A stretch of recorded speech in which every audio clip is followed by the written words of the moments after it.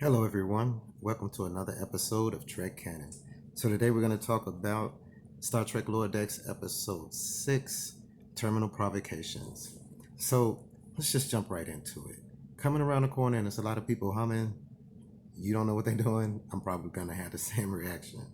So basically in this episode, there's three general storylines going on. One with the main crew, with the senior crew, going into this altercation with the alien species that's trying to salvage some Starfleet cargo, and them not wanting to start a war with them. The second is the story of Ensign Fletcher, which is Bulmer's Starfleet Academy homie, coming over to hang out with them, and Mariner. Okay, and the third story focuses on Tindy and Robertson, and a pretty good holodeck story. Now, I love a good holodeck story. Moriarty, you know, um, Tom Paris's programs, on D Space Nine, Vic Fontaine. I love a good holodeck, caper mystery. I love them. The holodeck is both an interestingly fascinating and nightmarishly terrifying piece of technology if you think about it. The spectrum is so wide on that. To be chased by a hologram you can't harm with the safety protocols off. Anyway, so um, we'll start with Fletcher. So Fletcher is the type of guy that they start off in the episode portraying as the man's man, the people's type of person, always helpful, de-escalating of situations, gets along with everybody, always happy, smile on his face, makes everybody feel good. You know, there's this festival that's going on, and Fletcher, Mariner, and Bomer are on a detail, which basically is prohibiting them from going. So Fletcher says, okay, hey, you know what? I'll take care of this detail. You guys go ahead and enjoy yourself. And basically let me know how you guys enjoyed yourself. So they basically ask him, is he sure? He says, yeah, they go off and they do their thing. So when they come back, they find that Fletcher's been assaulted, right? And so to get to the bottom of this, they decide, oh man, what happened? Well, the only people that could take this core, the shield core, and try to make us look bad would be, Delta Shift. So it's this funny interaction between them and Delta Shift, which, if anybody who's interacted with night shift and day shift, when those two shifts touch, the shenanigans and stuff that they talk about, I got a little kick out of that. But basically, it boils down to that this guy's just keep, compounding, compounding this lot, compounding this lot, compounding this lot. And there may be spoilers. If there are, go ahead and pause the video, take a look at the episode, and come pick it back up, and let's finish this discussion. So keeps compounding this lie, keeps compounding this lie, and everything like that, and basically starts to say, hey, you guys are gonna be complicit in this lie if you guys don't support, and help me kind of cover this up.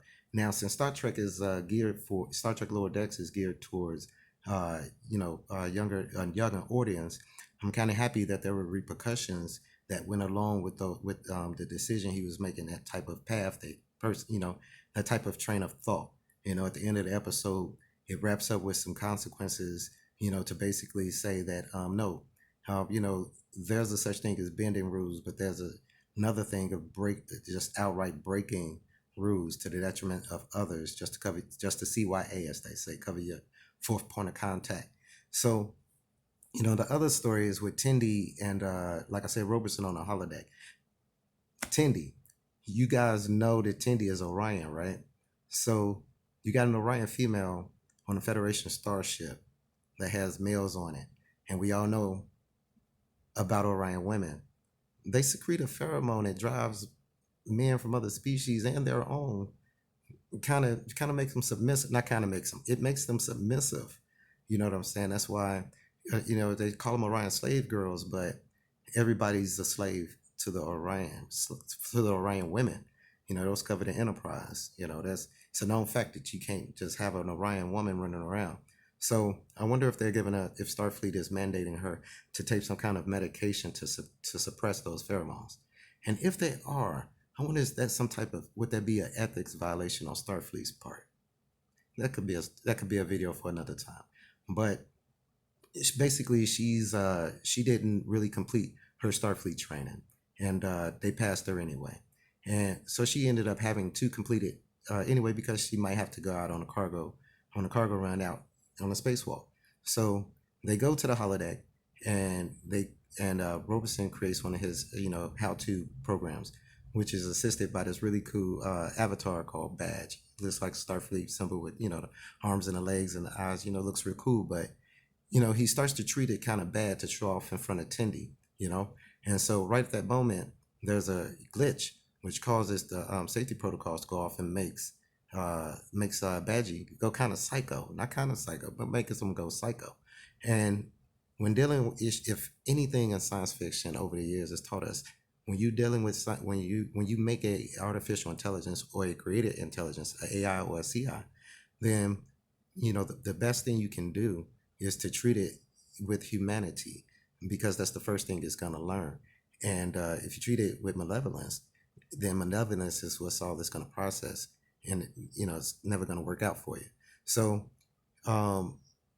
it's a nice little holodeck, chase scene and everything, like that little chase story. And Robertson does his thing, defending Tindy and everything, taking a blow, taking a beating, and ended up working out on that.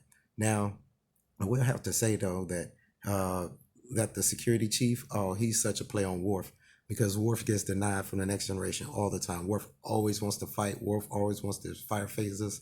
Worf always wants to shoot torpedoes, and they take this dude to like the nth degree as far as a play on Worf. So I just get a kick out of that too.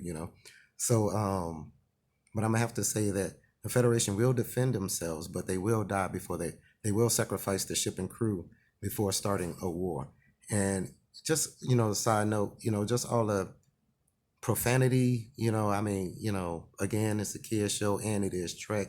You could get your joke across without so many F-bombs and stuff like that. So that was my one gripe about it. But the overall fun factor of the show, the several tangents that they went off, the different sub stories that happened, I overall enjoyed the episode, and I really recommend it. You would think that most Starfleet officers would blame more things on the Q, because there's no real way that you can prove it. You'd be like, hey, the Q must have did it. That it was the Q. It was the Q. People, Starfleet would have to believe that. So that was a pretty cool take on that. But anyway, thank you guys for watching. Please subscribe if you haven't. Ring the bell. And you guys have a great time. Kapla.